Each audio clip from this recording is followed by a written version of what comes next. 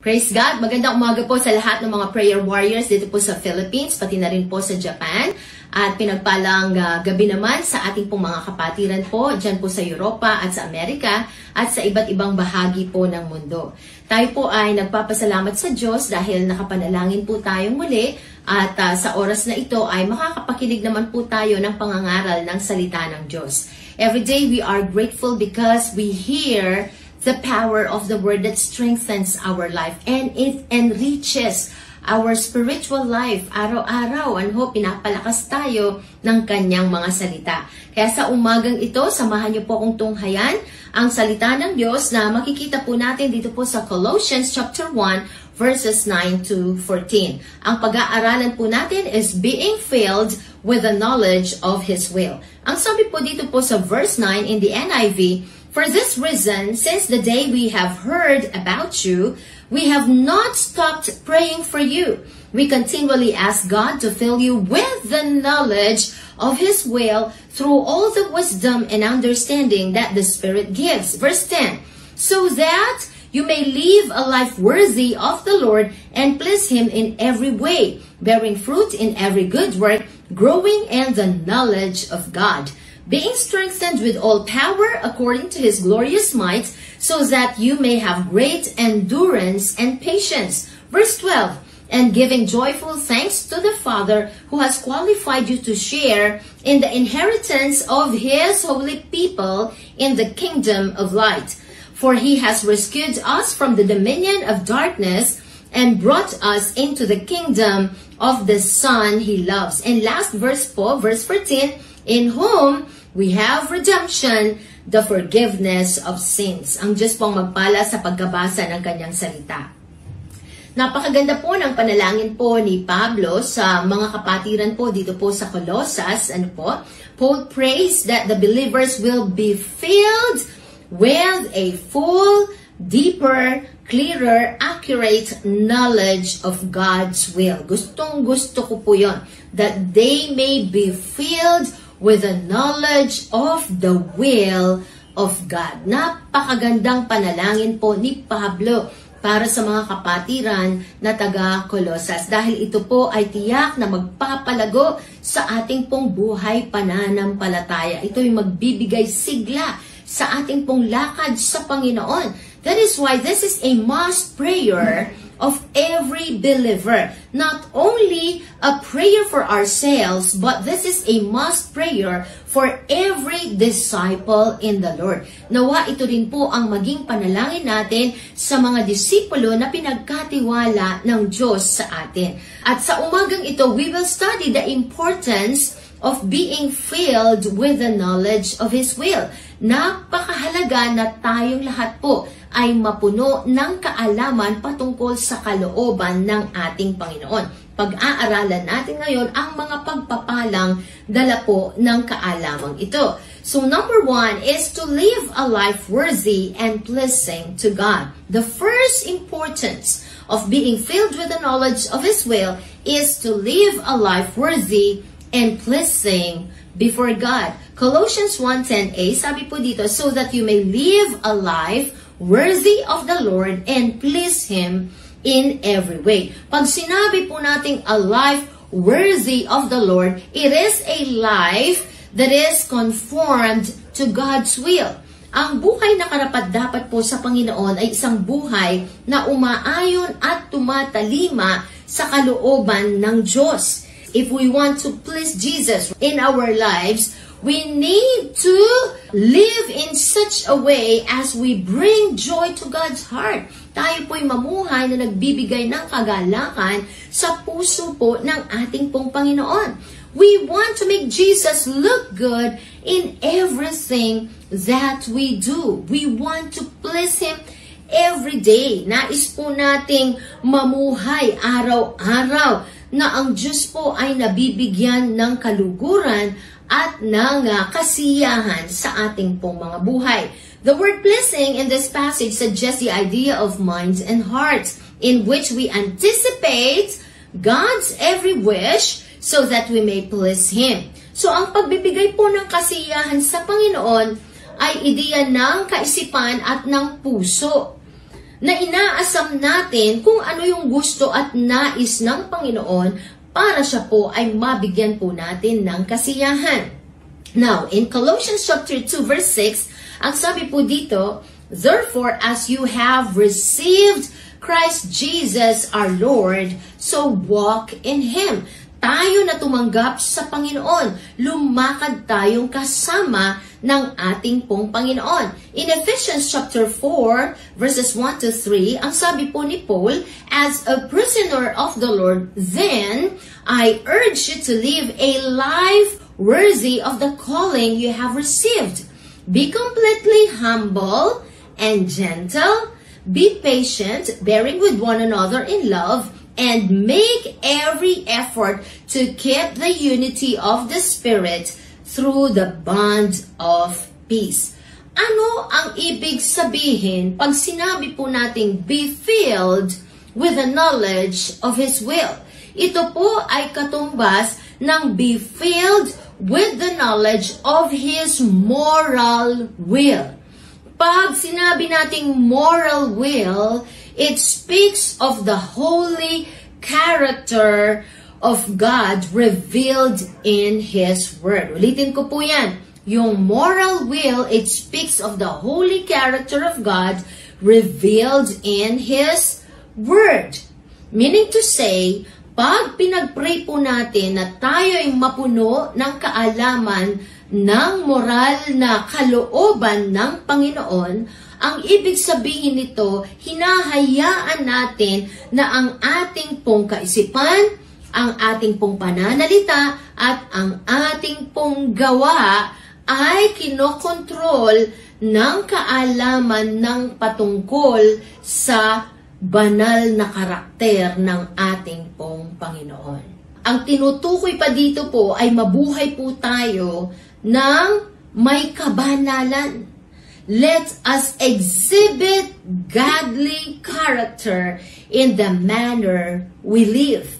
We walk worthy in speech, in relationship, in marriage, in work, and in spiritual warfare. Yan po yung makikita sa buong sulat po ni Pablo sa mga taga-Efeso.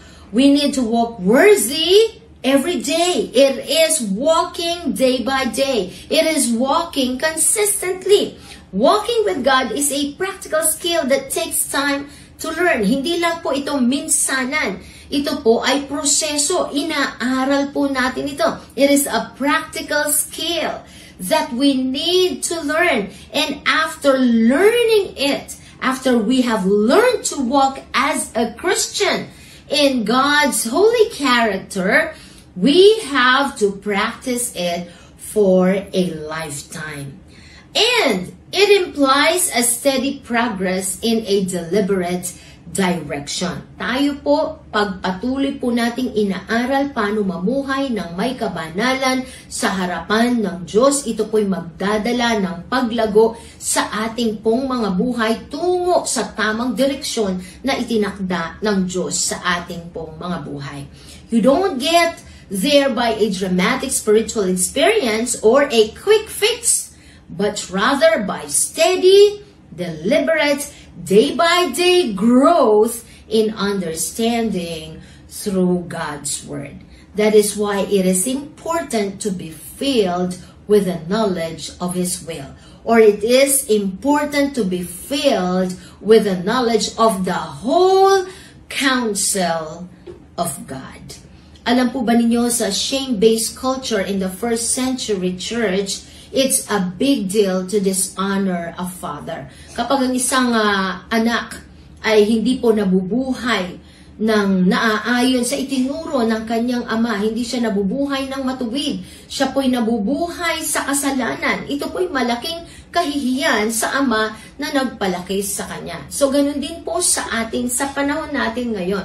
We have a Holy Father, and we bring this grace to our Holy Father when we live in contrary to His holy character. That is why every day we need to learn how to walk a godly character. Amen po ba, mga kapatid?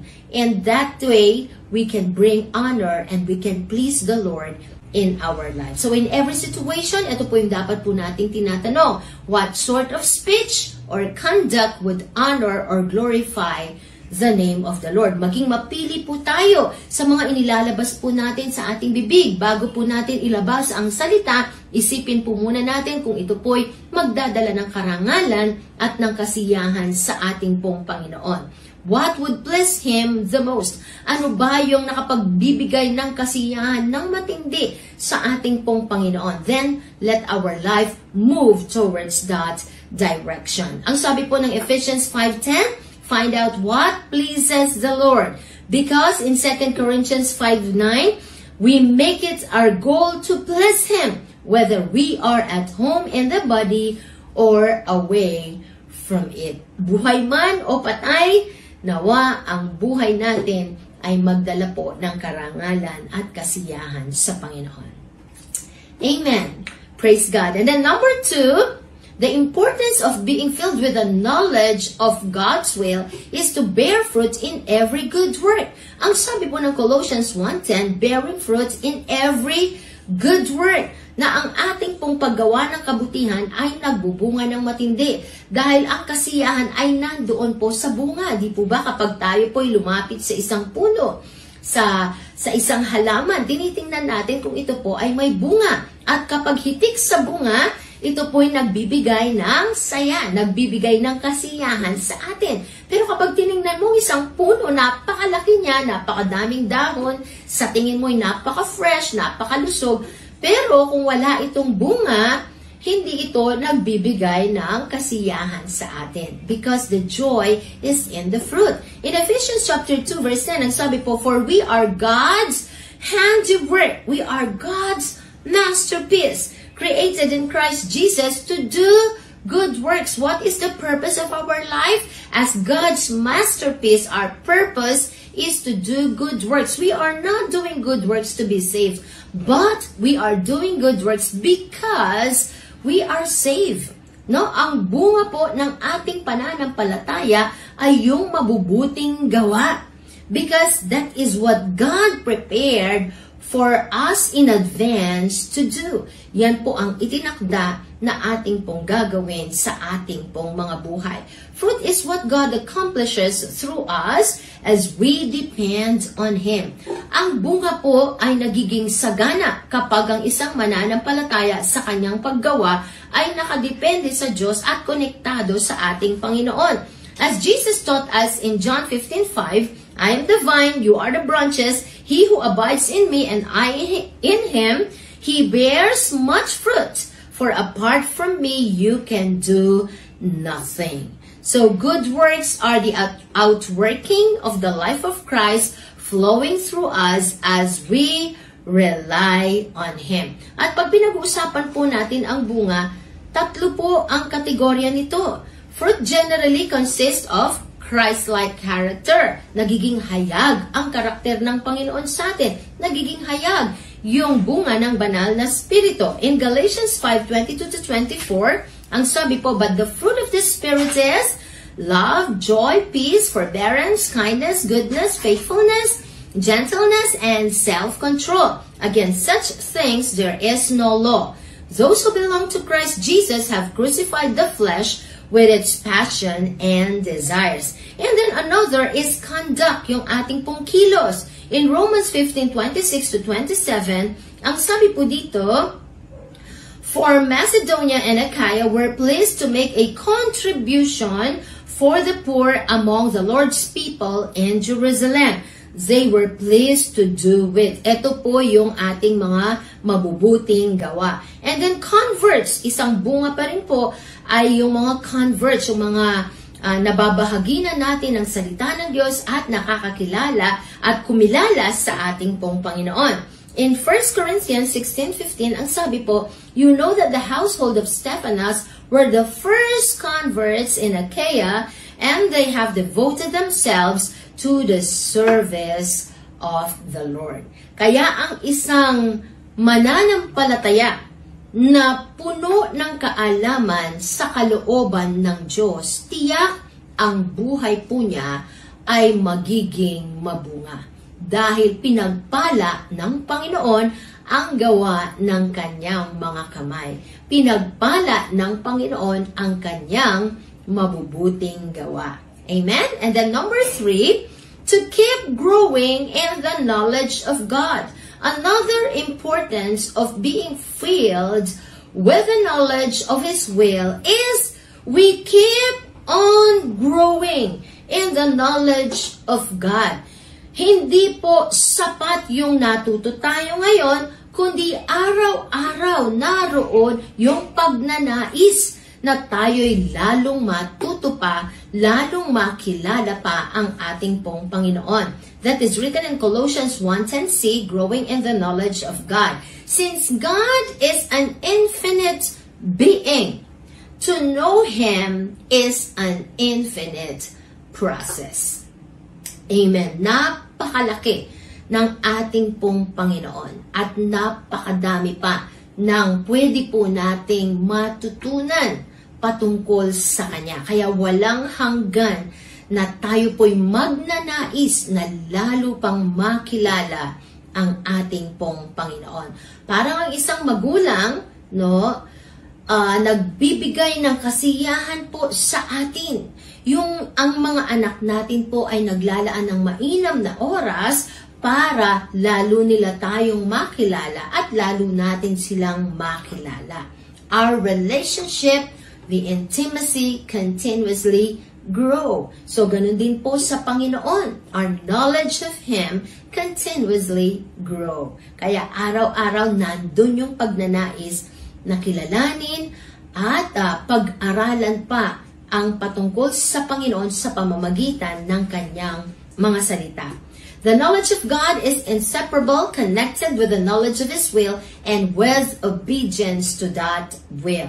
Sa ating pong pagkakilala sa Kanya, napakahalaga na nandoon yung pagnanais na maging masunurin din sa kalooban ng ating pong Panginoon. In John 14:21, Jesus said, "He who has my commandments and keeps them is the one who loves me. And he who loves me will be loved by my Father, and I will love him and will disclose myself to him." If we want to know Jesus better, then let us obey Him. He only reveals Himself to those who obey Him. Parang yung prinsipyo po sa ating pong mga kaibigan. Di po ba'y pinapahayag po natin ang ating mga sarili doon sa mga kaibigan natin? They are worthy of our trust. We won't share our heart with just anyone. Hindi basta natin binubuksan ang ating mga puso at hindi natin basta pinagkakatiwalaan ang sino-sino lang. Nandun dapat yung pong tiwala doon sa taong ito. Amen po ba? We open up our lives to those whom we trust, those who can also keep our trust. In the same way, when the Lord sees that we love Him and we are trustworthy because we obey Him, He will reveal Himself to us. At ang isang pakinabang pa po, nang tayo po'y lumalago sa kaalaman sa ating Panginoon, we can readily discern the false teachings that are in our times today. Alam po ba ninyo, isang dahilan kung bakit pa sinulatan po ni Pablo ang mga mananampalataya sa Colosas ay para itama po yung maling katuruan na pumasok po sa iglesia. Meron pong mga Gnostics na nagturo po sa kanila. Nakakaiba ang turo nila. Ang kanilang pagtuturo is a mixture of Hellenistic and Jewish beliefs, no? Na ang sabi po nila ay kailangan pa nila ng karagdagang kaalaman. At ang kaalamang ito ay ang kanilang itinuturo na ito po ay taliwas doon sa itinuro na sa kanila. It is contrary to sound doctrine. That is why, to counter this claim, si Paul po, he emphasizes on the theme of fullness. So doon po sa Colossians chapter 1, patuloy po nating mababasa yung salitang all, every, all spiritual wisdom and understanding, to please Him in all respects, bearing fruit in every good work, strengthened with all power, and for the attaining of all steadfastness and patience, Yun po'y paulit-ulit nating nababasa yung salitang all and every. Bakit? Gusto po niyang ipaalam sa kanila at sa atin na nagbabasa ngayon that every spiritual need that we have is to be found fully in Christ. Ang lahat ng gusto nating matutunan, ang lahat ng gusto natin o ang lahat ng kailangan natin sa ating buhay spiritual ay matatagpuan lahat yan sa Panginoon. He spoke of the completeness of the supremacy of Christ. So why go elsewhere? Bakit pa tayo maghahanap pa sa iba? Because the perfection of knowledge is to know God in Jesus Christ. Amen po ba mga kapatid? Kaya napakahalaga na tayo'y tuloy-tuloy na lumalago sa ating pong kaalaman at sa ating pagkakilala sa ating Panginoon. So that we will not be strayed by these false teachings, by these false doctrines. We will not be deceived by this false teaching. So sa ating pong pagtatapos, ito po yung ating conclusion. Let us keep pursuing the fullness of the knowledge of His will and enjoy the blessing of our growth in our lives. Pag sinabi pong growth, it is holistic growth. Hindi lang po spiritual, but in every aspect of our life, we will grow as we are being filled with the knowledge of God's will. Amen?